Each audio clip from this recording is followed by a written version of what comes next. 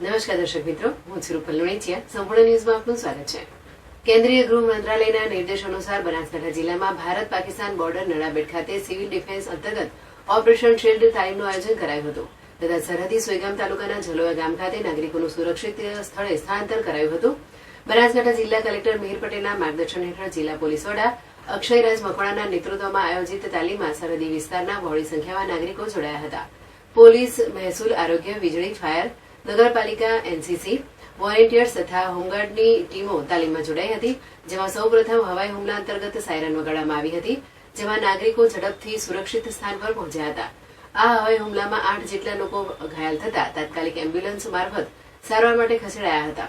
હવાઈ હુમલા સામે ફાયરની ટીમ દ્વારા આગ પર કાબુ મેળવવામાં આવ્યો હતો તથા રાહત અને બચાવ માટે જીસીબી દ્વારા કાટમાળને દૂર કરાયો હતો, જેમાં 2 લોકોને કાટમાળથી બહાર કઢાયા હતા, જે સારવાર દરમિયાન મૃત જાહેર કરાયા હતા. સુઈગામ તાલુકાના ઝલોયા ગામ ખાતે નાગરિકોને સ્થળાંતર કરવા માટેની તાલીમનું આયોજન કરવામાં આવ્યું હતું, જેમાં નાગરિકોને સલામત સ્થળે ખસેડવામાં આવ્યા હતા. જિલ્લા પોલીસ અધિક્ષક અક્ષયરાજ મકવાણાએ જણાવ્યું હતું કે વાવ અને સુઈગામ તાલુકાના કુલ 122 ગામો માટે તકેદારીના ભાગરૂપે આયોજિત તાલીમમાં ખૂબ જ ઓછા સમયમાં નાગરિકોની સુરક્ષા સુનિશ્ચિત કરી શકાય તથા રાહત અને બચાવની કામગીરી કરી શકાય તે મુજબનું આયોજન કરાયું હતું. ઘાયલ નાગરિકોને ઝડપથી હોસ્પિટલ ખાતે પહોંચાડી શકાય તથા જરૂર પડે બ્લડની વ્યવસ્થા કરી શકાય તે મુજબનું આયોજન કરાયું હતું. આ સિવિલ ડિફેન્સ તાલીમ નાગરિકોની સુરક્ષાના ભાગરૂપે કરવામાં આવી છે. યુદ્ધ સહિત કોઈપણ કુદરતી ગંભીર આપત્તિ વ્યવસ્થાપન સમયે ઈજાગ્રસ્ત અને ફસાયેલા નાગરિકોને સુરક્ષિત સ્થળે ખસેડવા પ્રાથમિક સારવાર ઉપલબ્ધ કરાવવી જેવી પ્રવૃત્તિઓ હાથ ધરાઈ હતી. આજે ઓપરેશન શિલ્ડ અંતર્ગત બનાસકાંઠા જિલ્લાના સુઈગામ, વાવ અને માવસરી પોલીસ સ્ટેશન ખાતેના કુલ 122 ગામડાઓમાં આજે આ ડ્રીલ યોજાનાર હતી.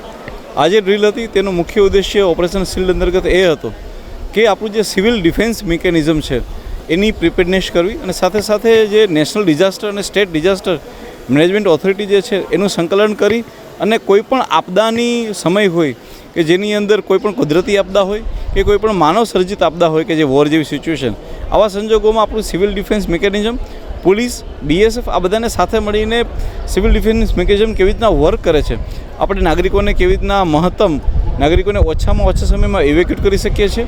જે ઇન્જર્ડ નાગરિકો હોય, પૂરની હોનારત, અર્થક્વેકની હોનારત કે બીજી વોર કેપ સિચ્યુએશનમાં જો કોઈ નાગરિક ઇન્જર્ડ છે તો એને તાત્કાલિક હોસ્પિટલ સુધી કેવી રીતના પહોંચાડી શકાય છે.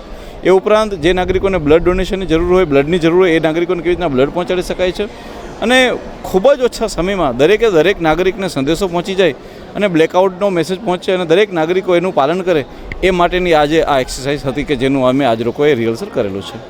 મહત્વના કયા એવી રીતના સ્ટાર્ટ કરી તો નાગરિકોનું ઇવેક્યુએશન, ત્યારબાદ જે છે એ લોકોને શેલ્ટર મળી જાય, ત્યારબાદ જે નાગરિકો ઇન્જર્ડ થયા છે તેને હોસ્પિટલ ખાતે લઈ જવામાં આવે, જો કોઈની ડેથ થઈ છે તો એના પ્રોપર પ્રમાણમાં એનો નિકાલ કરવામાં આવે, જેને બ્લડની જરૂર હોય એનજીઓની સાથે મળીને બ્લડ કરવામાં આવે અને એનાથી પણ આગળ વધીને જે નાગરિકો છે તેને જ વોરિયર બનાવવામાં આવે અને સિવિલ ડિફેન્સમાં એમને સમાવવામાં આવે અને તેમની મદદથી જે છે એ આખો પ્રયાસ કરવામાં આવે કે એ લોકો બીએસએફ પોલીસની સાથે મળીને નાગરિકો વર્ક કરી શકે.